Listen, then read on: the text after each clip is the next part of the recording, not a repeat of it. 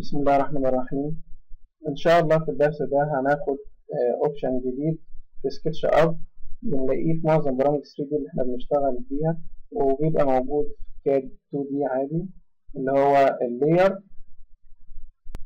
بنيجي نظهر اللاير من قائمة ويندو ونقول له اظهر لنا اللايرز، أو باجي من فيو تو بارس أقول له اظهر لي اللاير، واجي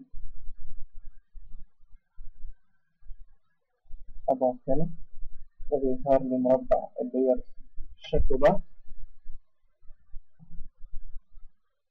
هنا لو أنا عاوز أضيف لاير جديدة بقول له add layer.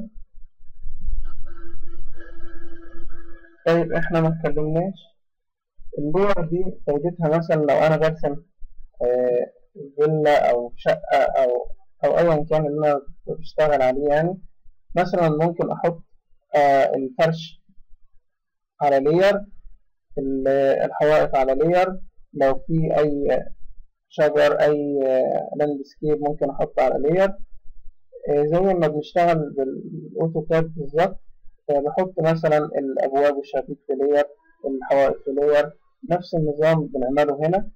بيسهل عليا الشغل، ممكن بعد كده أقدر أخفي لاير أو أعمل لها بلوك أقفلها عشان ما أعدلش فيها، زي ما هنشوف دلوقتي. مثلا لو أنا عاوز أضيف لاير جديدة بضغط add layer، بتختار الاسم اللي أنت عاوزه، مثلا أكتب عربي أو إنجليزي عادي، أضيف لاير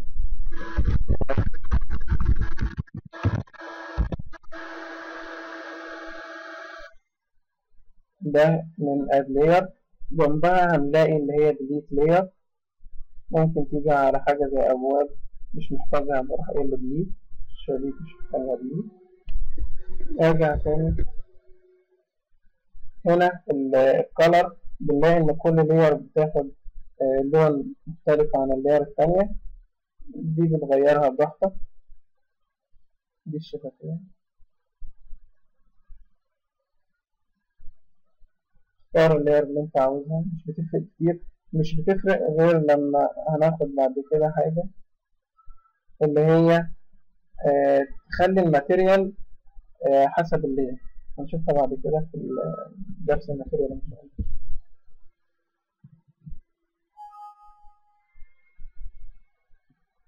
احنا كده مثلا لو انا عندي هنا اللاير زيرو، دي لازم تفضل موجودة، ما ينفعش امسحها. لو جيت عند اللاير زيرو مش هنلاقيها زي باقي الجديد.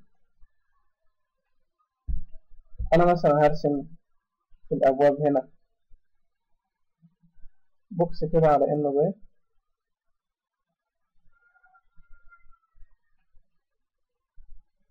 طب انا عاوز امسح الابواب دي، انا عاوز امسح اللاير دي. اول ما بقول له ديليت بيظهر لي البوكس ده، بيقول لي ان في عناصر او مجسمات في اللاير دي، محتويات في اللاير دي، بيقول لي انقلها لك للديفولت لاير اللي هي اللاير زيرو. اما ان انا بقول له ان الهالة انا محتاجها، او بقول له ديليت انا مش محتاجها. هنيجي مثلا نقول له موف انقلها لي، واروح اقول له اوكي، فبيفضل العنصر زي ما هو او الباب زي ما هو. طيب انا لو قلت له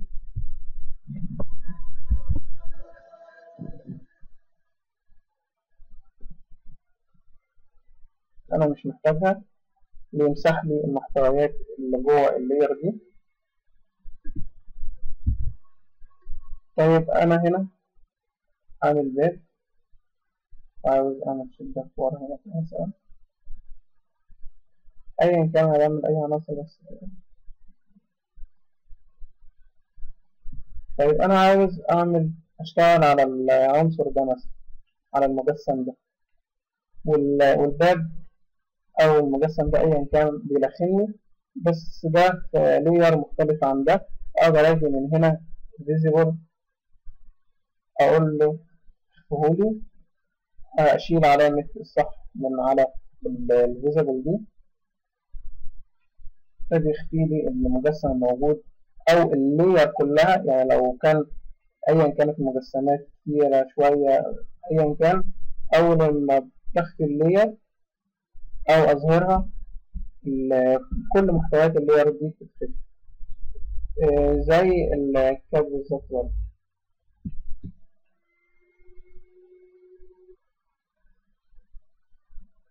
طيب أنا عندي هنا الشبابيك وعاوز أخفي الشبابيك. لو أنا معلم على الشبابيك وعاوز أخفي اللير مش هيسمح إنها تختفي،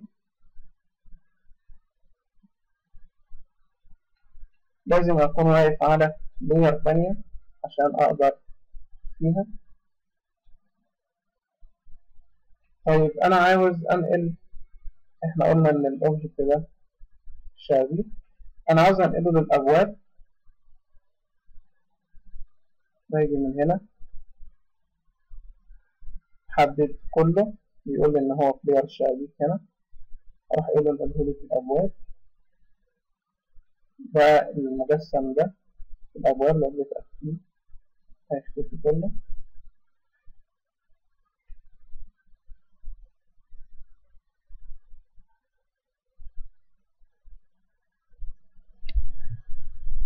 ده كان درس صغير عن اللير، ونكمل في الفيديوهات الجاية إن شاء الله.